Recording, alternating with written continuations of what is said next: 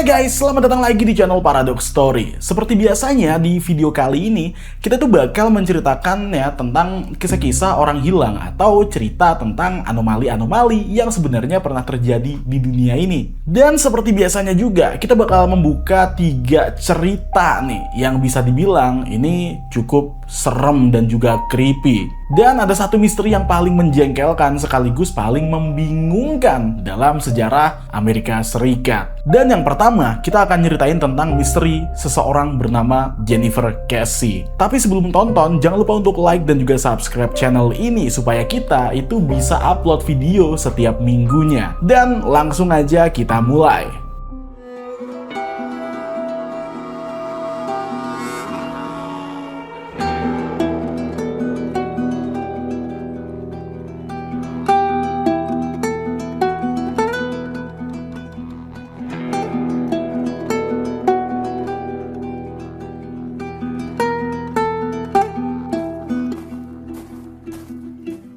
Cerita pertama itu terjadi di Orlando, Florida, tepatnya pada bulan Januari di tahun 2006. Nah, kisah ini itu diawali dengan seorang yang bernama Jennifer Casey. Jennifer ini adalah seorang wanita muda berusia 24 tahun yang memiliki wajah yang sangat cantik dan dia juga cerdas banget, serta karirnya itu lagi melesat tajam lah intinya. Di usia yang masih sangat muda sekali, Jennifer ini tuh sudah menjabat sebagai manajer keuangan di sebuah perusahaan properti yang ada di sana. Dia juga dikenal ya sebagai sosok yang sangat bertanggung jawab sekali, mandiri, dan punya hubungan yang sangat dekat dengan keluarganya. Jennifer itu baru aja membeli sebuah unit kondominium atas namanya sendiri di kompleks Mosaic di Millenia yang ada di Orlando. Dan secara personal, hidupnya Jennifer itu ya bahagia-bahagia aja sebenarnya. Dan juga dia punya banyak temen lah istilahnya lah. Dan gak lupa yang namanya seorang wanita ya dalam periode seperti ini itu udah pasti punya seorang kekasih atau pacar. Dan pacarnya bernama Rob Allen yang tinggal di kota lain. Jadi pada pertengahan Januari 2006, Jennifer dan juga Rob tuh baru saja pulang dari liburan mereka di Kepulauan Virgin yang ada di St. Croix. Nah, setelah liburan itu selesai, Jennifer tuh balik lagi ya kan ke kondominiumnya. Tepatnya pada hari Minggu malam di tanggal 22 Januari 2006. Keesokan harinya ya, di Senin tanggal 23 Januari, Jennifer tuh menjalani harinya kayak biasa aja sebenarnya. Dan dia ya kayak orang biasa aja kerja ya kan ke kantor, nyelesain berbagai tugas-tugas, terus balik pulang lagi di sore hari. Nah, di sekitar 10 malam, Jennifer itu menelepon pacarnya yang bernama Rob di kamarnya. Mereka ternyata ngobrol santai tentang rencana akhir pekan dan saling mengucapkan ya kata-kata rasa cinta gitulah. Lalu kembali menutup teleponnya untuk istirahat. Dan ternyata percakapan di malam itu adalah momen terakhir suaranya Jennifer terdengar oleh orang-orang terdekatnya. Loh, kok bisa? Nah, ternyata besok di pagi harinya, tepatnya di tanggal 24 Januari, dan seperti biasanya ya kan, di jam 7.30 pagi, Jennifer tuh punya kebiasaan rutin untuk menelepon Rob saat dia itu lagi mengemudikan mobilnya ke kantor. Tapi di pagi itu, ponselnya Rob itu sepi, nggak ada telepon masuk tuh di situ ya dari Jennifer. Rob juga sempat mencoba menelepon ponsel Jennifer nih. Tapi ya panggilan itu langsung dialihkan ke kotak suara atau ke voicemail. Rob tuh mikir kan, ini Jennifer kenapa nih kok kayaknya dia buru-buru gitu ya? Apakah ada rapat pagi apa gimana kok nggak nelpon aku seperti biasa? Ditunggu tuh ya kan sampai jam 9 pagi. Nah, ketika jam 9 pagi, ternyata di kantornya Jennifer juga orang pada bertanya-tanya, kok Jennifer nggak ada ya di sini ya? Padahal dia tuh orang yang paling penting banget tuh di kantor. Nah, bagi seorang manajer yang sangat disiplin dan nggak pernah terlambat ya kan tanpa kabar, tentu ketidakhadiran Jennifer di kantor adalah sebuah tanda-tanda yang aneh banget. Atasan Jennifer yang merasa ada sesuatu yang gak beres langsung mengambil inisiatif untuk menelepon orang tuanya Jennifer, yaitu Bob dan Joyce Casey. Nah, orang tua Jennifer itu tuh tinggal di sebuah lokasi di Tampa yang berjarak 2 jam perjalanan dari Orlando. Karena mendengar hal itu, Bob dan Joyce itu tuh langsung berangkat pada akhirnya menuju ke kondominiumnya Jennifer di Orlando. Di saat yang sama, mereka juga meminta pengelola kondominium untuk memeriksa unit kamar Jennifer. Nah, sekitar jam 12 siang ya, orang tua Jennifer itu tiba di lokasi dan masuk ke dalam unit kondominium di lantai 4 milik putrinya. Nah, disinilah keanehan tuh terjadi. Ini bikin merinding, asli.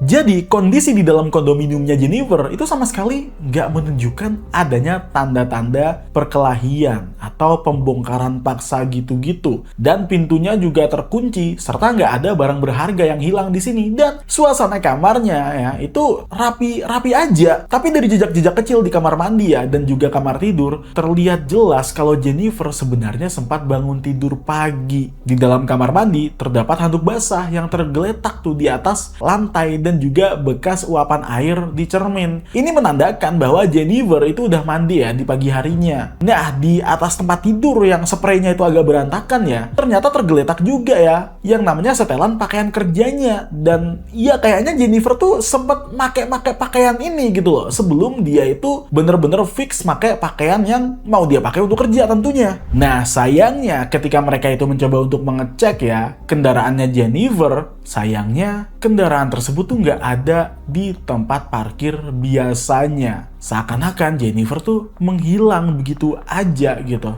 Nah, setelah melihat hal itu, akhirnya dibuatlah laporan resmi tentang orang hilang. Dan ya, akhirnya orang tuanya Jennifer pun mencoba untuk menyebarkan yang namanya poster ke sudut kota. Namun sayangnya investigasi yang dilakukan itu tidak ada satupun petunjuk arahnya. Hingga akhirnya timeline maju di 26 Januari, 2 hari setelah Jennifer itu menghilang. Ternyata ada seorang warga di kompleks kondominium lainnya bernama Huntington on the Green. Nah, yaitu sebuah pemukiman yang jaraknya itu sekitar 1,9 kilo lah dari tempat tinggalnya Jennifer, yang melihat sebuah berita di televisi tentang hilangnya Jennifer Casey beserta ciri-ciri mobilnya. Warga itu tuh ternyata teringat kalau dia tuh sempat melihat ada sebuah mobil yang sama, yaitu Chevrolet Malibu yang berwarna perak yang terparkir secara ya agak ngasal gitulah di depan kompleks mereka selama 2 hari terakhir. Dia pun langsung dong menelepon polisi dong, dan juga polisi ternyata langsung datang ke lokasi dan memverifikasi nomor plat tersebut gitu. Dan benar saja ternyata mobil itu milik Jennifer Casey. So tim forensik itu langsung memasang garis polisi dan menggeledah isi mobil tersebut, dan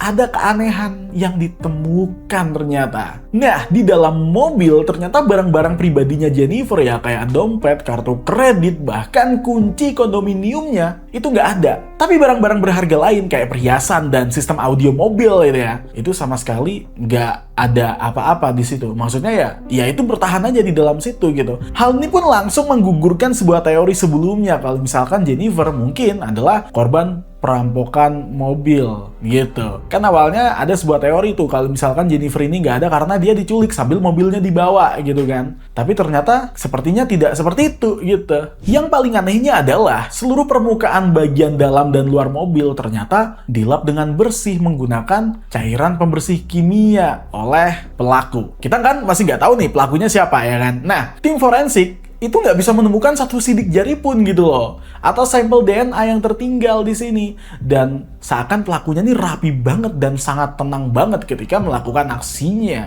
Dan sebenarnya ya, kunci dari seluruh misteri ini itu tuh ada di tiang pagar kompleks Huntington on the Green, yaitu CCTV ya, milik pengelola yang memang mengarah langsung ke titik tempat mobilnya Jennifer itu diparkir. Polisi dengan sangat berhati-hati akhirnya ya mencoba untuk menganalisa dan memutar ulang rekaman CCTV pada tanggal 24 Januari di 2006, di hari dimana Jennifer pertama kali menghilang. Dan tepat pada jam 12 siang di rekaman video tersebut, kamera menangkap mobil Chevrolet Malibu milik Jennifer yang perlahan masuk ke area parkiran. Mobil itu tuh berhenti di sebuah petakan parkir seperti biasanya, dan ada seseorang yang keluar dari pintu kemudi yang nutup pintunya lalu berjalan dengan sangat santai sekali meninggalkan lokasi tersebut dan menuju ke luar kompleks. Nah, di sini nih yang bikin bingung gitu kan. Karena ketika ini terjadi, anggota FBI atau para penyidik FBI itu juga langsung menganalisa hal ini. Karena gini, kamera CCTV itu emang diprogram untuk yang namanya ngambil gambar secara diam atau ngasih snapshot setiap 3 detik sekali. Dan rekaman juga memperhatikan sosok pelaku ini itu tuh lagi berjalan menyusuri trotoar di balik pagar besi gitu kan. Dimana ada sekitar 3 frame foto yang merekam gerak-gerik si pelaku ini. Tapi setiap frame foto tersebut, posisi kepala dan wajah si pelaku ini malah tepat berada di balik tiang pagar besi gitu loh. Jadi nggak bisa kelihatan karena ketutupan tiang. Di foto kedua, saat dia melangkah, wajahnya kembali ketutupan lagi ternyata. Di foto ketiga, sama juga kehalang gitu. Ini aneh banget ini. Ini aneh banget asli. Tapi kalau misalkan dilihat dari CCTV-nya, pria ini tuh punya tinggi badan sekitar 160 sampai 165 cm.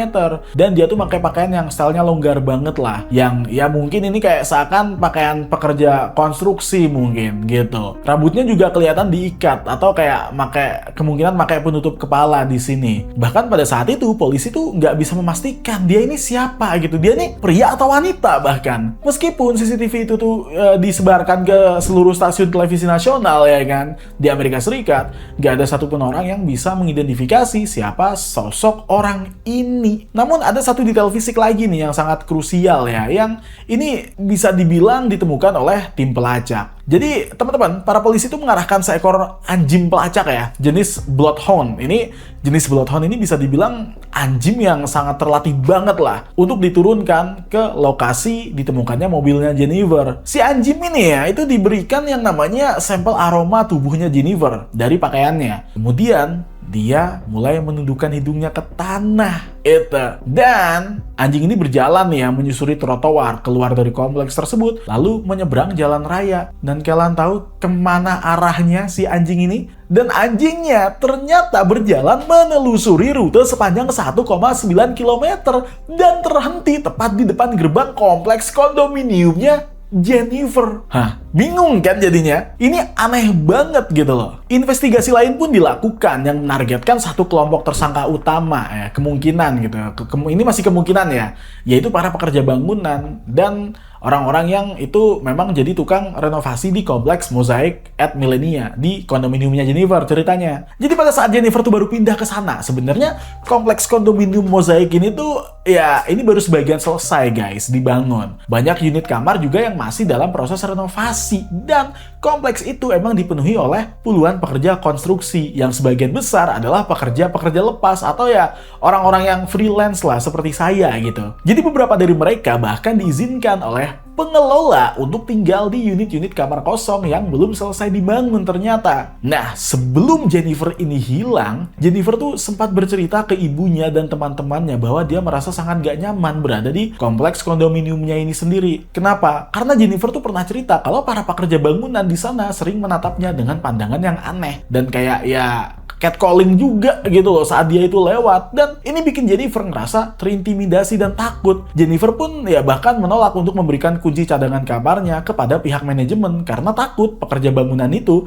bisa masuk ke dalam kamarnya secara bebas. Nah, karena hal ini muncul nih sebuah teori yang sangat kuat bahwa pada pagi hari tanggal 24 Januari sekitar jam 7.30 pagi saat Jennifer itu baru aja keluar ya dari unit kamarnya dan berjalan menyusuri lorong ke parkiran gitu kan, kemungkinan ada seorang pekerja bangunan yang sudah mengintainya sejak awal. Nah, kemungkinan nih ada pelaku yang mencoba untuk mengancam dan memaksanya masuk ke dalam mobil yang kemudian mencoba untuk menghilangkannya di lokasi lain. Pelaku itu membawa mobil Jennifer ke lokasi parkir sementara, lalu berjalan kaki kembali ke proyek bangunannya untuk melanjutkan apa yang dia lakukan gitu, seolah-olah nggak pernah ada sesuatu yang terjadi gitu. Namun pengelola kompleks itu nggak punya data identitas resmi dari puluhan pekerja konstruksi yang mengerjakan kondominium tersebut. Di mana banyak dari mereka yang langsung menghilang atau pindah proyek beberapa hari setelah kejadian. Pihak kepolisian juga nggak pernah bisa menemukan yang namanya satupun bukti fisik yang mengarah pada satu nama tersangka.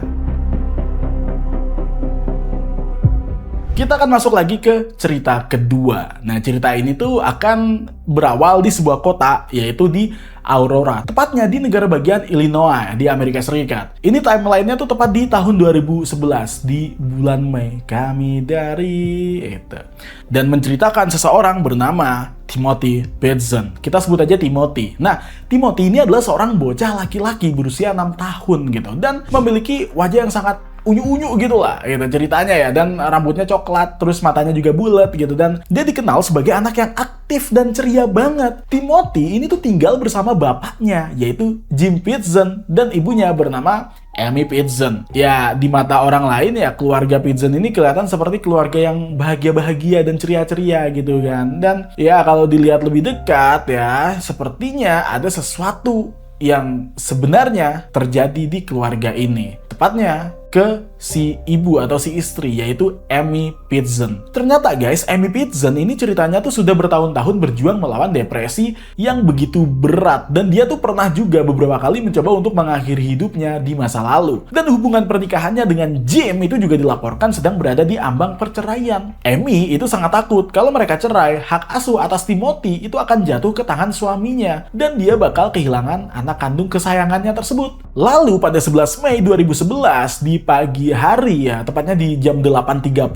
pagi, ayah Timothy yaitu Jim itu nganterin Timothy ke sekolah dasarnya, yaitu di Green Elementary School. Kayak biasanya aja, Jim pun akhirnya ya mencium kening anaknya lah dan menyuruhnya untuk belajar yang rajin. Lalu dia balik kerja. Jim sama sekali nggak curiga kalau itu bakal jadi momen terakhir dia melihat wajah anak kandungnya. Hanya berselang beberapa puluh menit setelah Jim itu pergi, sekitar jam 8.10 pagi, Amy tiba-tiba muncul di kantor depan sekolahnya Timothy. Amy itu memberitahu petugas sekolah bahwa ada keadaan darurat keluarga dan dia harus menjemput Timothy pulang jam itu juga. Pihak sekolah yang nggak curiga karena Amy ini ibu kandungnya sendiri langsung memanggil Timothy dari dalam kelas. Timothy yang kaget ya ngelihat ibunya itu langsung senyum dong, gembira dong, wah ibuku datang gitu kan. Dan akhirnya mereka keluar dari sekolah bersama ibunya menuju mobil SUV Ford Expedition yang berwarna biru punya keluarga mereka. Tapi Amy ini bukannya membawa Timothy pulang ke rumah ya atau berobat ke rumah sakit ya kan. Amy justru membawa Timothy ke perjalanan yang begitu misterius yang sama sekali gak diketahui oleh suaminya sendiri. Nah, dari Aurora ya, Amy tuh mengemudikan mobilnya sejauh belasan kilometer menuju kota Gurney di Illinois. Nah, di sana Amy tuh membawa Timothy ya mengunjungi sebuah bengkel mobil lokal. Lalu membawa Timothy lagi jalan-jalan ke Brookfield Zoo dan ada sebuah kebun binatang yang sangat luas di sini. Timothy dibawa ke kebun binatang tentu saja seneng banget lah karena dia bisa melihat hewan-hewan yang dia sukai di jam sekolah. Keesokan harinya, di 12 Mei 2011, Amy akhirnya membawa Timothy melintasi batas negara bagian menuju ke Wisconsin di Dells. Nah, di sana terdapat sebuah resort liburan mewah lah bernama Kalahari Resort yang terkenal dengan wahana waterparknya gitulah. Amy menyewa kamar di sana dan membeli tiket masuk serta menghabiskan sepanjang hari bermain air bareng Timothy. Kamera pengawas CCTV di Kalahari Resort ini itu sempat menangkap beberapa rekaman momen kebersamaan antara Amy dan Timothy ini guys. Di dalam video itu, anjir kasihan cuy sumpah. Timothy terlihat sangat bahagia sebenarnya. Dia tuh ya lari-lari kayak bocil-bocil lah ya kan, ngebawa pelampung, senyum-senyum gitu, dan memeluk ibunya dengan sangat erat. Dan di CCTV tersebut gak ada sosok yang harus dicurigai sebenarnya. Ya kayak keluarga bahagia lah intinya. Nah, sekarang kita akan beralih ke Aurora, tepat di mana sang ayah yaitu Jim itu tinggal. Jim ketika tahu nih anak sama istrinya ngilang ya, dia panik dong dan datang ke sekolah untuk menjemput Timothy di sore harinya. Guru sekolah bilang kalau Timothy itu sudah dijemput oleh ibunya sejak pagi karena alasan darurat keluarga. Jim mencoba untuk menelepon HP-nya Amy berulang kali, tapi itu dimatiin. Jim pun melapor ke polisi ya kan. Tapi karena saat itu Amy adalah ibu kandungnya dan gak ada bukti kekerasan juga, polisi itu belum bisa yang namanya menerbitkan yang namanya peringatan penculikan gitu. Dan timeline pun berlanjut ke hari ketiga. Jadi di tanggal 13 Mei 2011 sekitar jam 1.30 siang, Amy mendadak menyalakan ponselnya dan melakukan beberapa panggilan telepon kepada orang-orang terdekatnya, termasuk ibu kandungnya dan ibu mertuanya. Dalam percakapan telepon itu, nada suara Amy itu terdengar sangat biasa aja, tenang aja lah gitu kan. Dan dia bilang, kalian gak usah khawatir soal Timothy ya, Timothy baik-baik aja sama aku. Kami cuma lagi jalan-jalan. Amy kemudian menyerahkan ponselnya ke Timothy agar bocah itu tuh bisa ngomong langsung ke neneknya. Timothy ya seperti suara bocil-bocil gitulah dan bilang, nenek aku lagi liburan nih, aku habis makan siang dan aku seneng banget hari ini. Ya kayak gitulah. Dan percakapan telepon singkat itu ya berhenti di situ. Dimana ya itu adalah suara terakhir Timothy terdengar oleh keluarganya. Setelah panggilan itu ditutup, HP-nya Amy dimatiin lagi. Nah, di malam harinya, sekitar jam 7.15 malam, kamera CCTV di sebuah toko kelontong di kota Sterling, Illinois itu menangkap adanya sosok Amy yang lagi masuk ke dalam toko sendirian. Dan coba kalian perhatikan CCTV-nya ini. Janggal kan? Ini di toko kelontong nih jam 7.15 malam nih. Amy tuh kelihatan sendirian. Gak ada Timothy di situ, dan gak ada juga di sampingnya, gak ada siapa-siapa gitu loh. Gak ada siapa-siapa di dalam mobil dan tidak ada jejak keberadaan si Timothy juga di area tersebut. Amy itu membeli beberapa barang kebutuhan lah gitu dan membayar di kasir kayak orang biasa aja, lalu pergi menuju ke kota Rockford di Illinois. Sekitar jam 11.15 malam, Amy itu akhirnya tiba ya di kota Rockford dan nyewa sebuah kamar lagi tuh di motel murah bernama Rockford Inn. Amy masukkan ke kamar nomor 109 dan sendirian dia di sana. So, keesokan harinya di Sabtu di tanggal 14 Mei, tepatnya jam 12 siang, staf pengelola Rockford Inn mendatangi kamarnya si Amy ini karena waktu check-out udah lewat dan penghuninya nggak kunjung membuka pintu kamar gitu. Mereka pun akhirnya membuka pintu kamar dengan kunci cadangan dan menemukan pemandangan mengerikan, guys, di mana Amy ditemukan tergeletak tak bernyawa di lantai kamar mandi, di mana dia ya menyayat dirinya sendiri. Polisi dan tim forensik itu langsung memblokir kamar motel tersebut dan melakukan penggeledahan besar-besaran. Dan di atas meja kamar motel itu, polisi menemukan selembar surat wasiat yang ditulis oleh si Amy sebelum dia itu menghembuskan nafas terakhirnya. Surat itu berisi ungkapan rasa frustasinya Amy nih terhadap hidupnya dan permohonan maaf ke keluarganya. Tapi ada dua kalimat nih bagian akhir surat itu yang membuat penyidik FBI dan seluruh anggota keluarga Pitzen tuh ketakutan. Amy nulis kalau Timothy aman bersama orang-orang yang menyayanginya dan bakal merawatnya. Kalian tidak akan pernah bisa menemukan dia. Gak cuman itu, ponsel milik Amy sengaja dihancurkan dan dibuang oleh Amy ternyata sebelum dia itu menghackkan dirinya sendiri. Sehingga polisi gak bisa melacak data lokasi GPS atau riwayat pesan terakhirnya. Laporan penculikan anak skala nasional akhirnya langsung diterbitkan hari itu juga. Dan ya, mobil SUV Ford-nya milik Amy yang terparkir di motel langsung disita oleh tim laboratorium forensik FBI untuk dibongkar tuh setiap titik-titiknya nih, dicari ya, dilihat lah, dianalisa, di-scan lah istilahnya.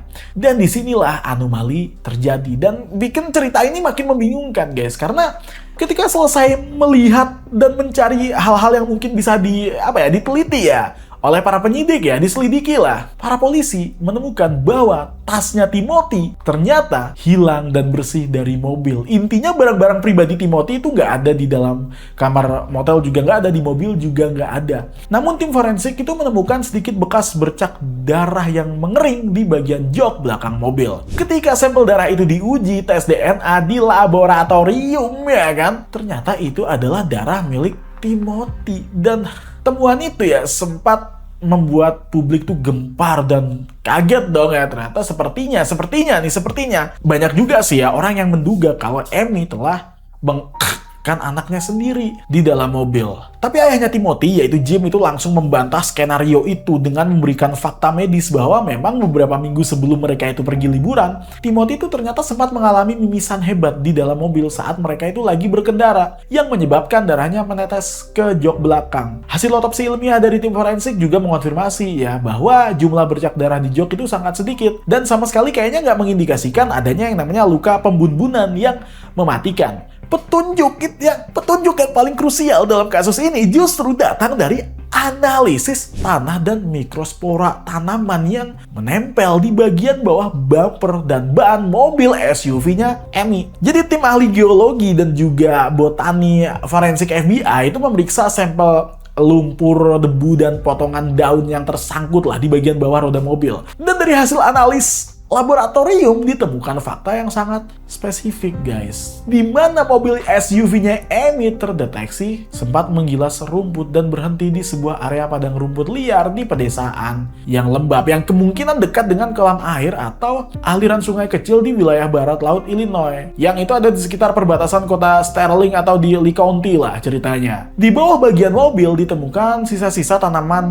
bunga liar jenis wild mustard dan black mustard yang ya di situ juga ditemukan jenis tanah liat hitam yang hanya ada di lokasi-lokasi lahan pertanian tertentu di Illinois. Artinya antara jam 1.30 siang sampai Timothy itu terakhir berbicara di telepon hingga jam 7.16 malam saat Amy itu terekam kamera CCTV di toko, Amy sepertinya telah mengemudikan mobilnya ini masuk ke sebuah area jalanan tanah terpencil di area pedesaan dan mematikan mesinnya. Dan disitulah dia akhirnya mungkin menyerahkan atau menghilangkan Timothy. Investigasi kasus ini itu berjalan jadi cold case selama bertahun-tahun tanpa adanya titik terang. Hingga akhirnya pada bulan April tahun 2019, 8 tahun setelah Timothy hilang, ada kejadian yang menggemparkan yang terjadi. Yang ini ditayangin di televisi di Amerika Serikat. Jadi ceritanya, polisi di kota Newport, Kentucky itu mendapati seorang pemuda berjalan sendirian di jalan dalam kondisi tubuh penuh luka lebam dan raut wajah yang sangat ketakutan.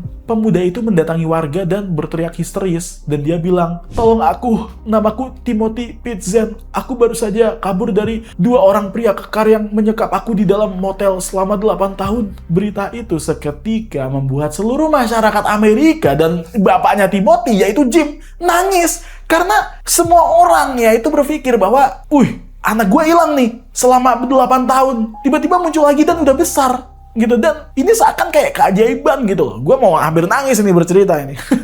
Dan akhirnya pesan wasiat mendiang Amy ini, di mana dia itu bilang kalau Timothy itu aman bersama orang lain, sepertinya merupakan sebuah kebenaran. Polisi langsung membawa pemuda itu ke rumah sakit dan mengambil sampel liurnya untuk diuji tes DNA ya, sama FBI dengan cepat gitu. Dan tebak apa yang terjadi ya setelah beberapa jam kemudian? Jadi ketika tes DNA dari laboratorium FBI ini keluar, pemuda itu bukan Timothy. Dia adalah seorang pria berusia 23 tahun bernama Michael Anthony Rini, bukan Michael Afton ya.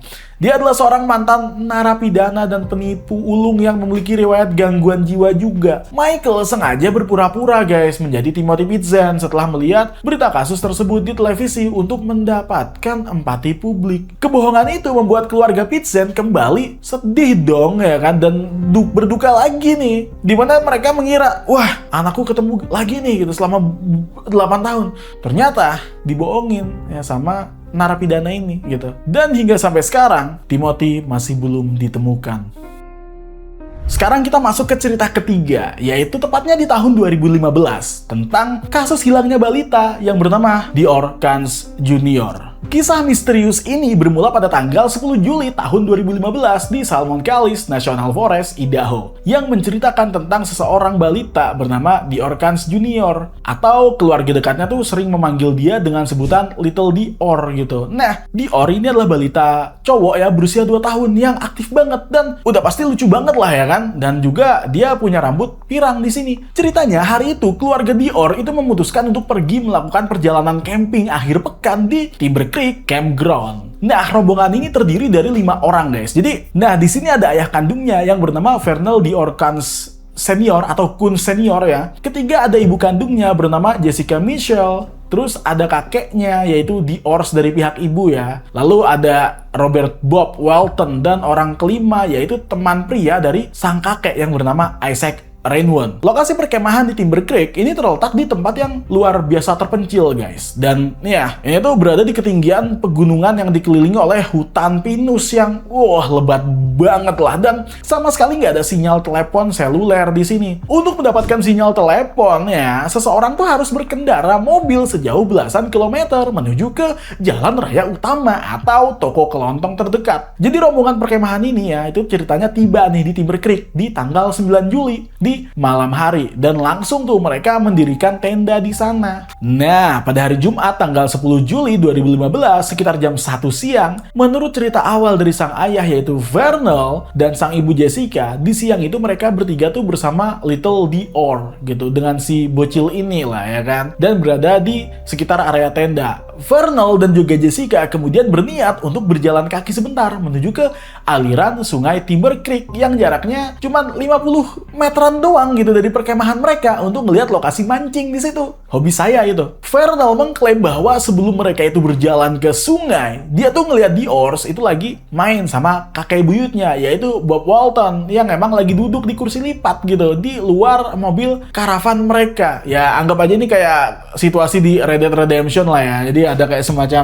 camp-camp gitu, mungkin seperti itu sih. Vernal bilang dia sempat berteriak ke arah kakek Bob. Dia bilang kayak, "Mbah, tolong jagain Dior sebentar ya," gitu. Dan ya Vernal ngira sang kakek mendengarnya. Di sisi lain, temennya sang kakek yaitu Isaac Rainwood itu lagi jalan-jalan sendirian tuh di tepi sungai yang emang agak jauh dari lokasi camping. Vernal dan Jessica kemudian berjalan ke sungai dan menghabiskan waktu sekitar 10 hingga 15 menit di sana. Lalu jalan lagi tuh, balik lagi ke area tenda perkemahan. Tapi begitu mereka itu sampai di tenda sekitar jam 1.30 siang, Dior nggak ada di sana. Vernal nanya dong ke kakek Bob ya kan, "Kek, anakku mana nih?" gitu. Tapi sang kakek tuh yang emang udah lanjut usia, ya kan? Dimana di saat yang sama juga udah pakai tabung oksigen, mengaku bahwa dia sama sekali nggak dengar teriakan Vernal tadi. Bob mengira Dior itu ikut bareng Vernal dan Jessica ke sungai. Panik dong akhirnya orang-orang di sana ya kan, di tengah hutan itu. Itu kalau kita bayangin horor sih, gitu kan. Kacau tuh situasinya gitu. Dimana ya akhirnya